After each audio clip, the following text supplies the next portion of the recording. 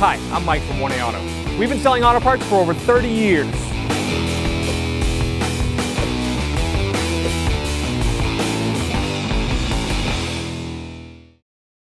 We're going to open the hood. There's a tab you pull on the left next to the footrest. And we're going to release the lever right above the emblem. You start by releasing this retainer tab at the top with a right angle pick. You pull it out. You're going to want to have someone hold the hood for you so it doesn't hit you in the head. And same on the bottom. Release the tab, pull straight out.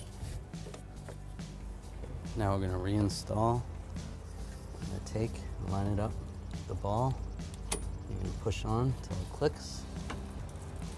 Same with the top. Line it up with the ball, push on, make sure it's good and tight.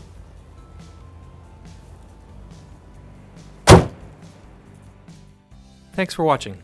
Visit us at 1AAuto.com for quality auto parts, fast and free shipping, and the best customer service in the industry.